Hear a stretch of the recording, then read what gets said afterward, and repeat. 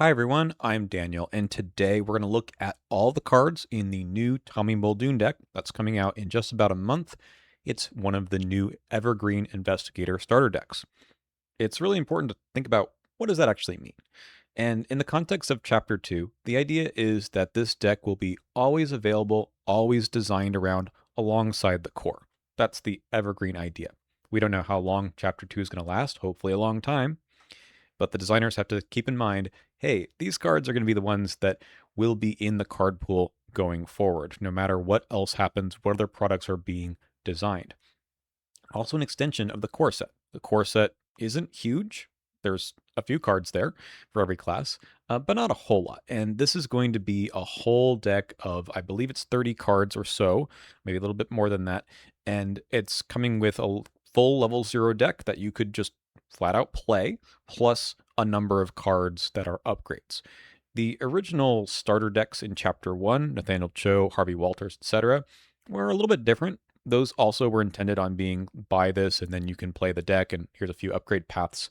But they were released a lot later. They were released quite a bit later in the game's lifespan. I believe it's been about 6 years now, but that was already 4 or 5 years after the original game was released, and they weren't meant to be designed for this kind of rotating environment, right? They were probably always going to be available to players, but I don't think the designers necessarily said, oh, we assume that you have the core and Nathaniel Cho or whoever else, plus maybe nothing else. So the campaigns were a bit different in terms of balance. So what I want to think about as we're going through here is how well the Tommy Muldoon deck fits these purposes, right? Is an extension of the core. It's something that you can just play with and not have to think about deck building. Are there a few good options for upgrades for different deck archetypes? It's challenging here because, as we're going to see, a lot of Tommy's deck is focused around firearms, and the firearms have been, of course, rebalanced in Chapter 2. So there are a lot of necessary ways to maintain what the designers want the deck archetype to look like. Nathaniel Cho, of course, had this problem too, where basically all the cards there were, I wouldn't say Nathaniel Cho only, but quite a few of them were. And there's nothing wrong with that per se, but when you're trying to support a class, you need cards that are going to support multiple investigators also, not just the one starter deck that's always going to be there. All right, let's get to it. Let's take a look at Tommy himself. Again, I've already gone through these things on my channel before, but it's worthy looking through all the cards as one cohesive thing. I don't have the backside, but we know that Tommy is 0 to 5 Guardian, and then neutral cards, nothing else special. So he comes with the stat line he had in Chapter 1, 3-3-4-2, which is pretty reasonable for doing lots of different things, and an ability to spend a resource or discard a firearm asset you control from play and play a new firearm asset from your hand, paying its cost. It'll get 2 additional ammo on it. So one of the big things in Chapter 2 is how do we make the firearms better in terms of my choice of using a melee weapon, which doesn't have any uses, versus something that is a firearm, which does. How do you maintain that balance? And they've done 2 things. One is they've made the firearms better, cheaper, etc., and they've made the melee weapons worse than they were in Chapter 1. I think Tommy here is your way of making sure you don't run out of ammo, and we're going to see more of that in the future. It's a good ability. I think it'll be interesting. Probably is going to cost some extra money as we go along, but we'll see. We'll check in on how the Guardian economy is as well. Remember, the core set also has a number of cards that are worthy of talking about here too, especially with Logan Hastings for economy, but we're just going to talk about Tommy. Elder Sign just adds more ammo. Cool. 9-6, lots of soak.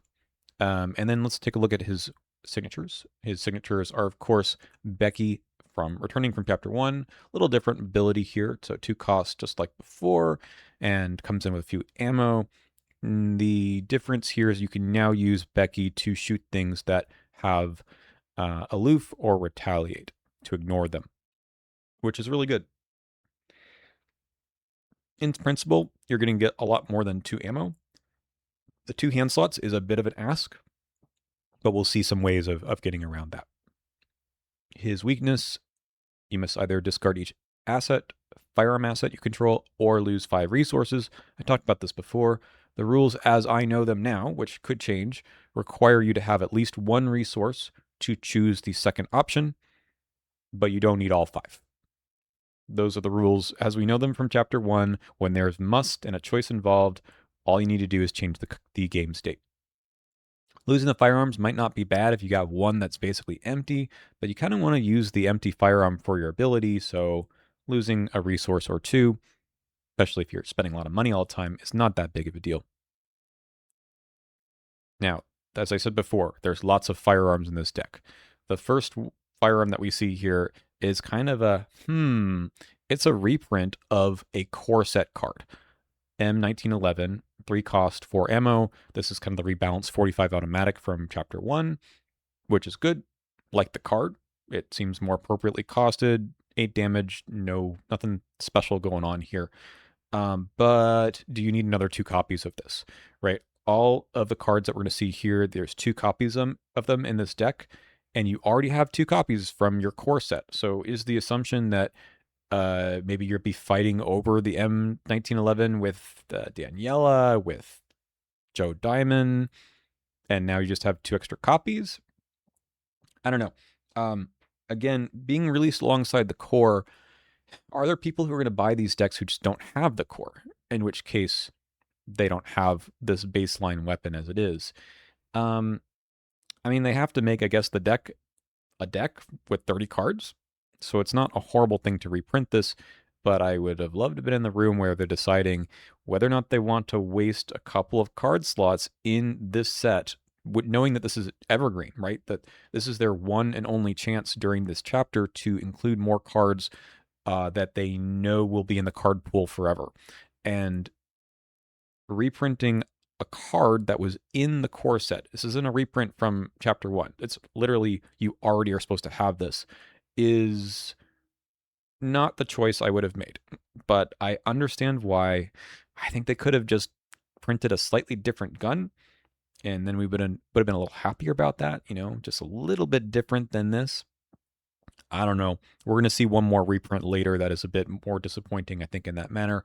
At least this isn't a card that existed in Chapter 1 per se. The upgrade, kind of thought this was going to happen, right? We had an upgrade to the 45 automatic in Chapter 1, which was +1 to your fights, ignore the retaliate. This is exactly the same. It's keeping the 3 cost. Everything else is exactly the same as the original 45 automatic level 2, which was originally in Path to Carcosa. This is good. It's a good weapon. I've always been skeptical of it as an upgrade because it seemed for 2 XP you were not getting a whole lot. You're getting the +1. The retaliate part is fine, but I don't upgrade weapons for that reason. I kind of wish it had a cost reduction here also, but I think at 3 it's fine. The original one I thought should have costed 3 at level 2, but okay, here's where we're at. It's fine. Again, it's a standard issue gun. It doesn't do anything special really, but it'll get the job done. For a one-handed weapon that does +2, that's really good. Especially since we think that firearms are going to be better in Chapter 2, I'm willing to go with this. More guns, though. This is the service revolver. I talked about this before. It's really cool. I like this. I've seen it in action a bit now. And this is a 2-cost weapon that gives you 3 ammo, but you can't actually fire the weapon when you want. It's only after an enemy attacks you. You get to spend the ammo, you get to fight, get +1 combat, deal +1 damage to the attack. This is just such a cool firearm to be able to deal with, well, retaliate, or when enemies attack you during the enemy phase, or if you provoke an attack of opportunity yourself during the investigator phase. It's a lot of action compression, actually. If you're going to play a card and then fire the weapon, right, in response to the attack that you're getting from playing some other card, that's actually pretty good. So this is almost like it's getting you 3 more actions. I mean, it really is, right? Because you aren't spending an action to fight. I think it's really good. You just need to find a hand slot for this. Now, the level 5 weapon that you get, this is the Capstone. This is the highest XP card in the box, as far as I know. It costs a lot of money. It costs you 6. And the submachine gun, the Thompson submachine gun, does a bunch of damage. It comes in with 6 ammo. You get +3 when you're fighting normally with this thing. You get +1 damage for the attack. So you spend an ammo, spend your 1 action, and then you get to spend another ammo if you'd like and fire again. No combat boost this time, which is not great, but this is what your other skills I think can be for. But this is a lot of action compression too. I put them next to each other on the screen because, yeah, while the service revolver has less ammo, it kind of has the similar amount of action compression. Kinda. I don't know.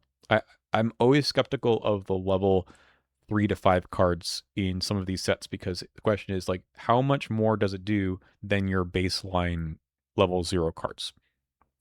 Even the level 2 ones are really good. So that's a lot of money, a lot of XP. Of course, the +3 for just the basic single action 2 damage is quite good. And maybe you could upgrade this thing with other cards to make it better also. So, yeah, there's this kind of question that we're going to see, I guess, going forward about like, what are you doing with these weapons, right? Are you just playing them and then rotating through them? Or are you playing one of them and then trying to attach a bunch of upgrades? Tommy's ability is interesting because you kind of want to do that more than once per game, right? You want to add the extra ammo when you play it, but maybe not. And that's just something we have yet to sort of see what the design was here. Are you supposed to make a super weapon or are you supposed to cycle through? So we've got a series of upgrades. Custom grip is the first one here. Fast play only during your turn. 1 cost event. Attach it to a firearm asset you control. You'll notice that all of these are specifically for firearms and not for other kinds of weapons or items. During your turn, except for during an action, discard custom grip. Return attached asset to your hand. You may play a firearm asset from your hand, paying its cost. All right, so you got your gun down. You attach this, spending your 1 resource, no action, and then you can pick it back up once it's out of ammo and play it again or play some other firearm. Unfortunately, this doesn't sync with Tommy's ability, which requires you to have spent the action on his card. It's kind of too bad that his ability wasn't a reaction to playing a firearm, letting you pay extra or discard a firearm um, for the extra couple of ammo. So this is probably like better outside of Tommy, but it is giving you basically 1 resource for an action, assuming that you want to reload your weapon. Not bad, but I think you really need to play into the whole. Most of my deck is trying to upgrade and play with these firearms. And is that good enough? I don't know. Iron Sights is another fast event. 1 resource. Attached to a firearm asset you control. Exhaust this, you get +3 skill value the next time you fight using the attached asset this turn. And this doesn't provoke attacks opportunity. So you have your big old shotgun from the Winchester, from the core set, that cares about how much you succeed by. You're willing to spend the extra action for basically 3 damage. That's the idea. Now, you're not guaranteed that that's going to pay off because who knows what token you draw or would have drawn. But yeah, you're using up the action economy for potentially more damage on that. Now, would you use this for like a regular old weapon? No. Not unless you're faced with an enemy that has a pretty high fight value. It's just that action is tough. Most of the time, you'd like to get your +2, your +3 from a skill card that's fast, some other assets that's in play. It's tough to ask for an action here. I'm not thrilled about this card. I've seen it and seen that it's just not worth it most of the time on standard. But if you're playing on hard or expert, it might be worth your time rather than failing tests. Extended barrel, another fast upgrade. This one's actually item traded as well. I don't think the other ones were, right? Upgrade. Oh, Iron Sights was an item as well. Okay. Anyway, this one costs 1 XP, and it really, really reminds you of another card from Chapter 1.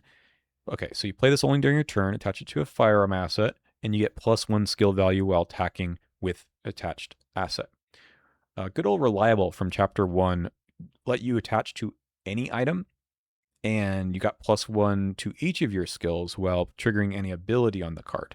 So that was much, much friendlier. That card was honestly nuts. Usually it didn't do that much. Usually you attached it to something like a weapon and you said, well, okay, it's like you've upgraded it 2 points or something like that, like how the M1911s to the level 2 gives you +1 while attacking. It's kind of like that, but then you have an extra card you have to draw and play, so it's not quite as good as just upgrading your weapon. The silly part was that when you attached it to, I don't know, lockpicks or butterfly swords, and then you got +2 or +3, various other things let you add multiple skills together, right? Then it got really good. This is just toned down quite a bit, but still, if you're playing the gun thing, it's quite good. So now we have a lot of upgrades, but nothing, it's risky, right? Like nothing's going to help you return these upgrades to your hand like well maintained would have in chapter 1.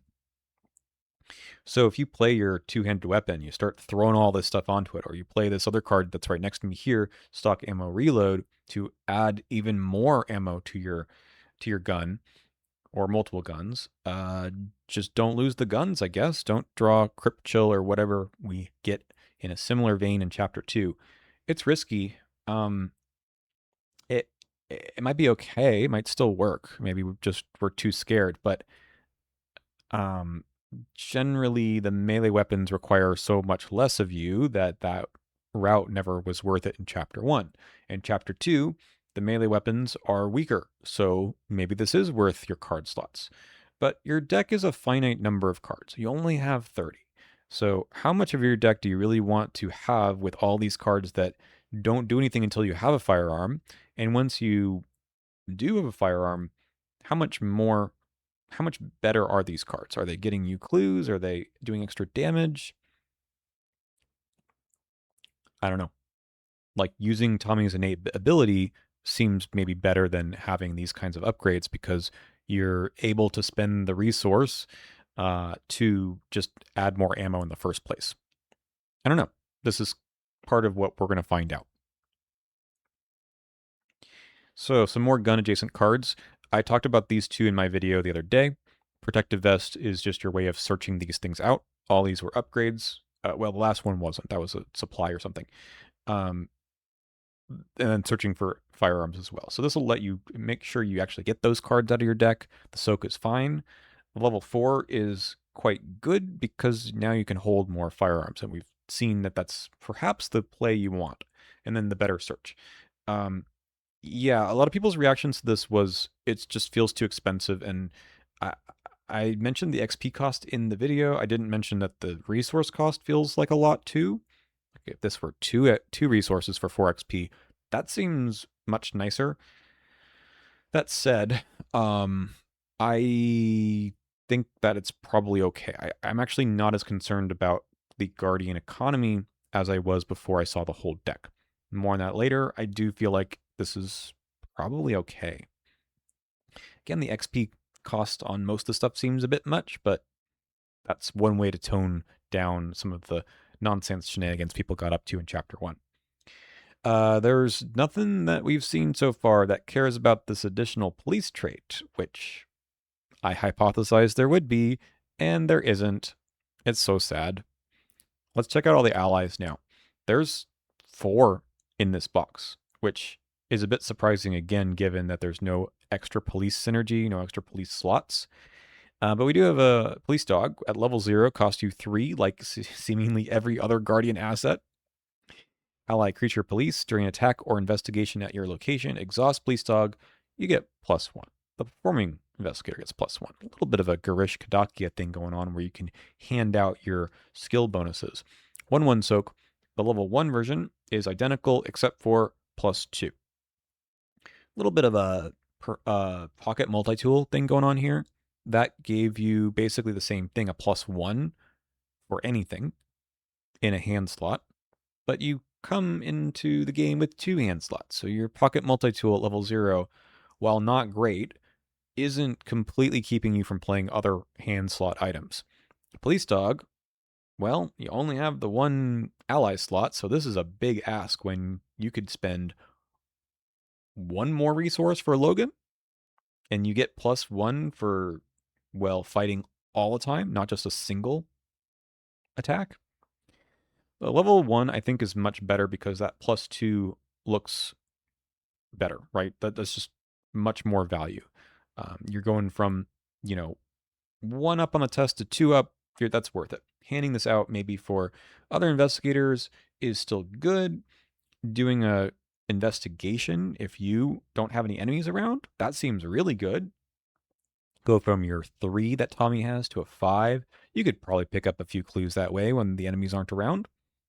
I think that's quite good. Level 0 just feels a little unnecessary. Like, why print the level 0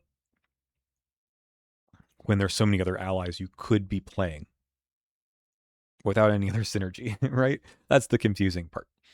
I like this guy, though. I think that the level 1 is pretty good. You just need to invest in some charisma. Like, this guy does not, like, the dog just doesn't stay around for very long. 1-1 soak is pretty much nothing. And you don't want to get rid of him for the soak purposes. So it's just a 3 XP tax for charisma. Now, Rookie Cop, I think, is quite good. This is soak that you can just churn through, get your clue. You kind of have to line it up to where the clue matters.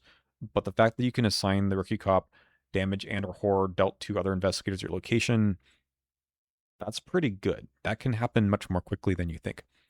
Some people were a little when I compared to Tetsuo, I said, well, Tetsuo sometimes it's hard to get value out of because you don't really want to search your deck for top 9 for an item or whatever, because then you have to pay for that item too. I don't really agree with that. I think it's just as good at the beginning of the game as it is in the middle to search for something that might be cheap or get something from the discard pile. Plus, it lets other people search, right? It's not Tetsuo lets you search other people's deck for an item, so it's not just for you. Anyway, I think this guy's quite good. Probably a she. Anyway, Detective Sherman, again, another card I spoiled.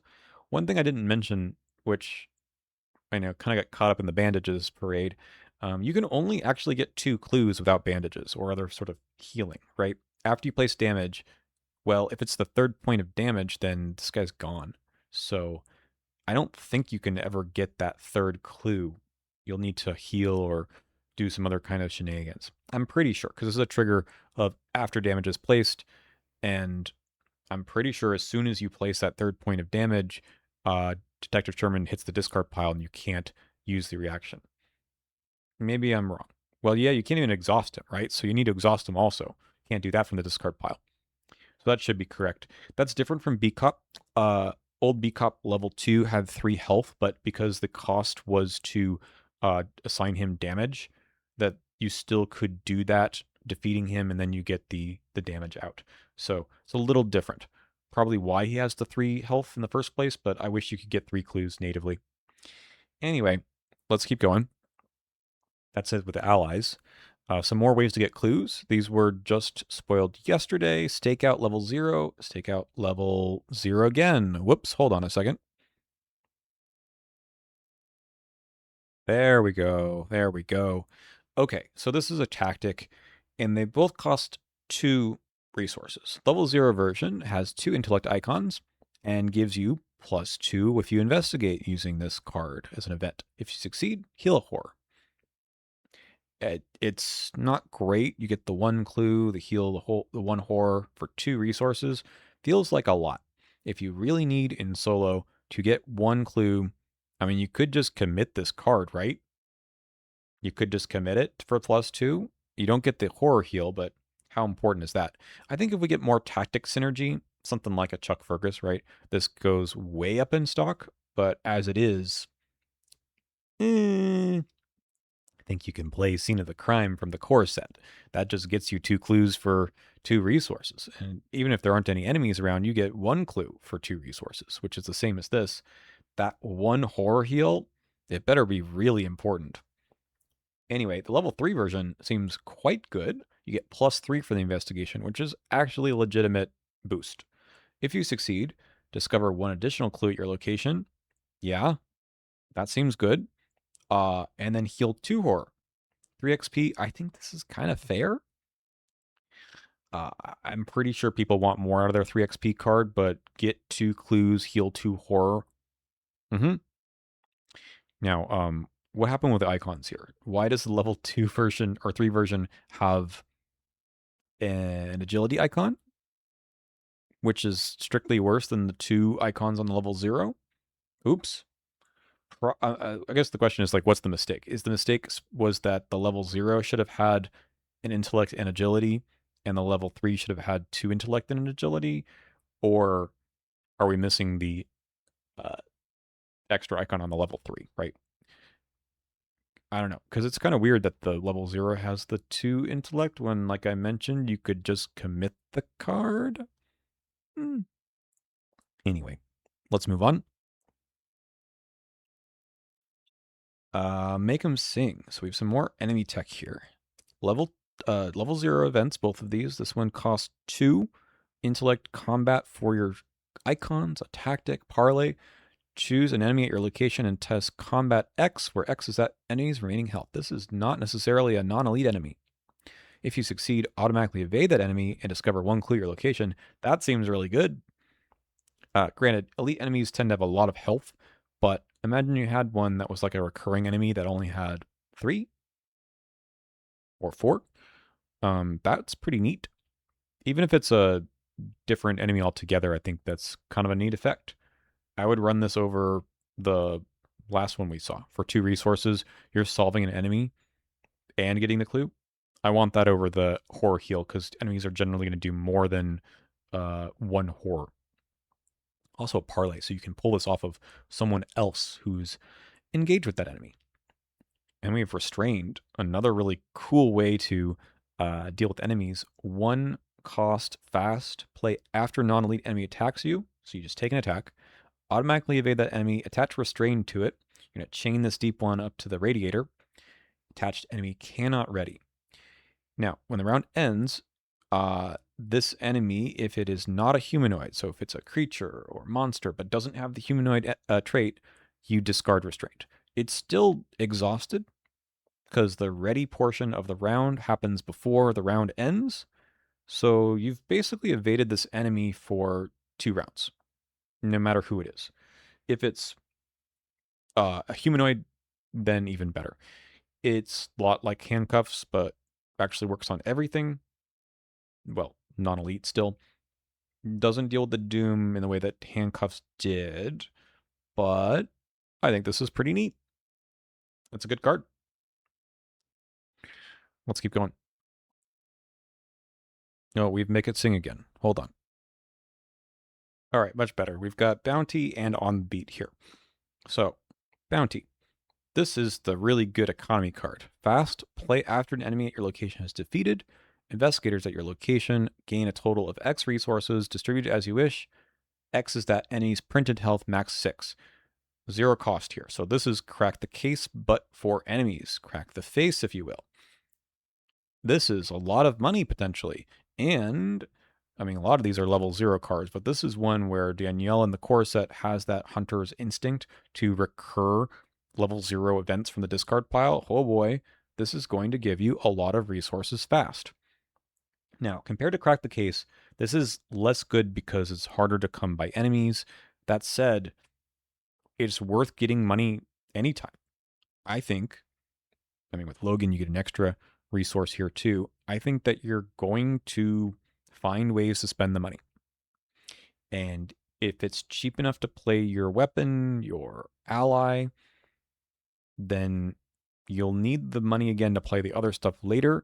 You just probably can't do the whole, I'm going to sit around and play everything and then start playing the game. You need to do a little bit of setup in the middle of the game too, which is probably fine. Playing your new weapon, whatever, right? This is a good card. People are going to be able to use this to help other investigators if they need to. If we ever see a Carson again, I think this is going to be really good. I like it. The art here is very funny. This guy's handing out money. It's he's got another yellow suit just like in Detective Sherman, but pretty grisly ghoul here, right? By the way, the art on the previous slide was really good too. I really liked the radiator and the make him sing were pretty gruesome there too. The art over on the beat though is a little weird. I mean, it's a little too friendly here. I do like that we got a nice guy in a sweater. He's got the keepa on. So this one's cool. 2 cost level 1 card. Play when your turn begins. It's also looking for this like what round is this? Are there any enemies? If not, I can throw this off here and get +3 skill value while investigating or parlaying. Remember I said on the previous slide about, or two ago, about how the +3 while investigating was like a huge deal? I mean, here it is for multiple investigations at level 1. You're not getting the extra clue that you are from stakeout level 3, but this is quite flexible. And then parlaying, also good for the scenario, right? You might need to, like Midwinter Gala, you might need to be parlaying with a bunch of different folks that round, and this is your answer for it. Getting up 3 is really good. Again, Tommy has pretty decent stats, like 3/3 for intellect and willpower. Get them up to 6 to do some parlays. That's really good. This also gives you a bonus to the Make 'em Sing, right? That also had a parlay. So that seems good. Unfortunate typo here, but it happens, I suppose. Other stuff. We have physical fitness, 2 levels of physical fitness. Level 0, 2 cost, move after this move, heal 2 damage. You're compressing a move action with healing. Kind of reminds you of the healing in chapter 1, like Second Wind, which required you to do on your first action, but healed you 2, and drew you a card. This one heals you 2 and gives you the move, but you can do it anytime. You can do it anytime during your turn, cost 2. I guess it's on par. It's fine. I think that emergency aid was really cool because you're putting your deck for healing allies. This can't do that, so if you're playing something like a Mark Harrigan that is using health as a resource, really good. I think the level 2 version is much better. The extra heal, the resource reduction is good. Kind of wish this one had one more icon also, because you don't always need this. And it's pretty bad if it's just rotting in your hand. But I bet you could make use of this in a lot of scenarios. And if the scenarios do more damage to you, then it's good. Maybe you don't need to if it isn't. If you're playing Forgotten Age or something like it, very good choice. Healing 3 is a lot. Second Wind level 2 also does that. I like the card draw on those cards though. But look, you're compressing the move action with the heal, so that's still good. All right, other stuff. Endurance level 3. We've talked about this already on my channel. It's a starting card. I mean, I knew that people wouldn't like it. It's unfriendly. It's just something that I think is you have to look at the rule book to figure out what this means, and it's not the way people want it to work. I do think it's just meant to be a toned down permanent, and it gives you some choice. So if you are indeed playing with multiple starting cards, and hopefully we'll get them, just getting an extra copy of, or one extra card in hand, whatever it might be, is fine. If you're not interested in playing this card in the first place, yeah, like 3 XP to start it in your opening hand isn't good, but don't do that then. I think it only matters if you think you have the resource generation to play this card and use it. I think in chapter 2, with Logan, with Bounty, with maybe some other stuff, I don't think the resource generation is all that bad for Guardians. I think we got a bunch, especially if you're Danielle and can recur some of these things. And build your deck so you don't have every card cost 2 or 3. Like, just replace some of that stuff with emergency cash. Otherwise, Endurance doesn't make the cut, and that's fine. Like, this doesn't have to be for every deck you play or every investigator. So that's all I'll say about that. It is worth kind of thinking about, like, what are the upgrades in this deck? I mentioned this at the beginning of the video. Like, is this something Tommy wants to do, or is it something that just maybe any generic Guardian should have access to? I think it's more that than for Tommy. Vicious Blow, I'm pretty sure level 0 is getting reprinted here. Same question about the M1911. This was in the core set. Do we need another copy? Probably not, but I guess it's an important enough card to have in the game that extra copies are okay. I know that for legacy players, of which there are many, you already have a lot of Vicious Blows. You've got one from the core set. Maybe you bought the revised core again. I don't know. Then there was the 2 copies in Nathaniel Cho. Then the 2 copies in the new core. Then the 2 copies in Tommy Muldoon. It's a lot of Vicious Blow. It is what it is. I wouldn't have done it personally, but I'm thinking more on the end of like, I wish this card slot was something else that we just don't have already. But for the sheer practicality of Vicious Blow, here it is. We do get the level 2 version as well. This one was originally in Dunwich. This portends having the deduction level 2 and maybe some other level 2 skills around these starter decks too. I like Vicious Blow too. I think it's really good. It's one of those cards though that is it does a lot, but your weapons tend to do better.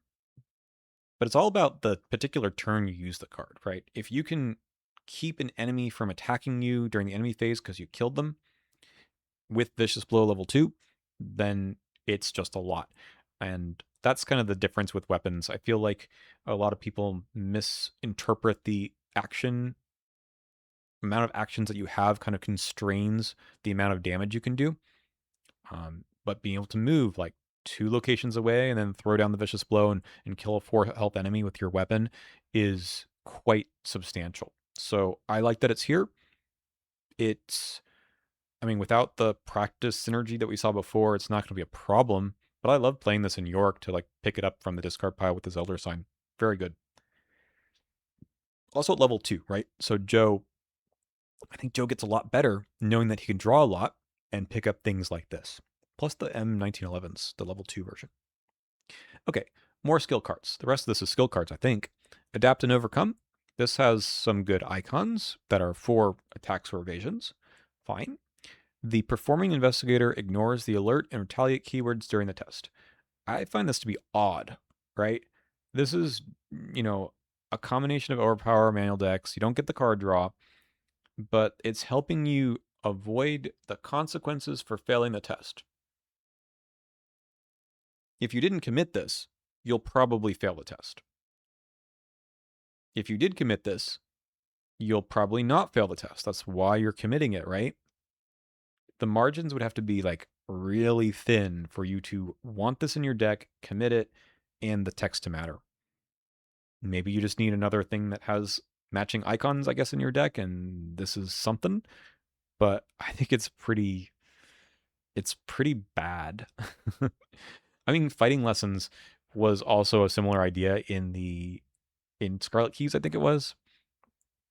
But that one had a niche where you could commit it to other people in other locations. And it was kind of for Carson. If we have a support guardian thing going on, I guess this makes sense. But as it is, you can just commit your overpower. And hopefully that means you won't fail. If you're in a kind of crappy situation where you're down, I don't know, 5 on the evade or fight, and the enemy has alert or retaliate, and you commit this just because you want to avoid that, I guess, I don't know, there's a lot in this deck that says, please attack me. Anyway, Armor to the Teeth. This has willpower, in addition to combat and agility. And if you commit this to a skill test on an item asset you control, it's going to give you an additional +2. It's got to have be one of those skill types in the first place. This isn't something where you can suddenly commit it to a fingerprint kit. It's got to be on something with those. Do we have items that do agility? I suppose you can do this on... Is there an evade? Not yet. There probably will be. Anyway, but mostly it's going to be for fighting on a weapon. In which case, pretty good. Like +3 is better than +2. But you know what's better than +3? How about +5? Indomitable. Innate developed. It's got willpower, combat, and a wild as it is. And if an enemy has attacked an investigator at this location this round, Indomitable gains 3 more wild icons. So you're attacking for... I mean, it might not be attacking, right? It could be you're investigating. You commit this to a mystic spell or something. Anyway, this costs a lot of XP. For all it does, helps you pass a test. You really need to have a good reason to upgrade into this and not something else, right? Most of the other stuff we saw gives you that skill boost anyway, like the high level weapons. It's kind of unfortunate. I like this ability. I think it's neat, but it needs to cost one XP. And maybe not give +5. It could just be 4. A lot of skills in Chapter 1 gave you +4 for one, um, for just 1 XP. All those Edge of the Earth skills kind of did that. Now, they were a little bit more limited in terms of which skill, but this one you need to have an enemy attack you. So it's not just all the time +4 or 5. Um, I don't know what happened here in the testing, but this is not a great way to spend your XP unless we have some other crazy synergy here. I mean, again, the I don't run unexpected courage very often because it's just not worth it. It needs to be more than 2 for me to really want to run the skills. And then when you get there, you need to have a lot of card draw in order to make that be the effect that you're paying the XP for. So 1 XP, 2 XP, maybe 3. I've played Rise to the Occasion. Rise to the Occasion level 3. I played it in Calvin, and it's not a great card. It makes sense in him just because sometimes you need to have a boatload of wild icons and you have nothing else that you want to use, but the level 0 version works almost as well. So it's not like a great way to spend XP, but if it's using the same card slot as your level 0 skills, then sure. So like this is super luxury and not great. I think there's other things you're going to be doing in the first place. Again, level 1 would be fine. Level 1, shave off a question mark or two, but I don't think anyone's trying to get a skill, high level skill that all it does is help you um, pass the test. If you compare this to the level 3 skill we got in Mystic, and Color Pie aside, maybe Mystics just get better skills now. That one gave you just as many icons, I think. I think it was 5, and also did a damage. This just needs to have deal damage, draw a card, got to do something. All right. I think that's it. We've seen the whole deck. Last thoughts. I think the deck is like, it's okay. I think you're going to play a subsection of these cards. I think you're just going to play a lot of the weapons and do the upgrades. And you'll pick out a few of your favorite allies. I think you're still going to want to use the core set cards in conjunction, especially Charisma. I'm quite disappointed that we didn't get some kind of police slot thing like I thought, just because it makes more sense. There's so many police cards here, and you need to have them in play, especially those allies. Even, I don't know, the guns, right? The guns could have benefited from something other than the protective vest. But I like it. I like Tommy. I think a lot of these cards are going to do a lot. I think the emphasis on getting clues is really important for an expanded card pool like this. So that part's good, and I think the weapons themselves are really good. There's just a few clunkers. There always are. I mean, Nathaniel Cho had Relentless, which was a horrible card, but it was level 0, and, you kind of shrug and move on. I don't see any, like, outstanding cards here that are, I don't know, game changers, right? There's a few interesting things here, but physical training level 4, man, that was a really good addition. I'm not even sure that the level 5 weapon here is super exciting. I think it's going to play well, but it costs a lot. So it'll be interesting to see. I think just there's a coherent idea with the deck, which is good. I think some of these cards you'll play in other investigators. I hope that we see more Marion-like investigators who can take advantage of the events. There's a lot more events here than I was anticipating. I think it'll play fine, but I'm not sure there's as much of a cool hook as the Nathaniel Cho deck.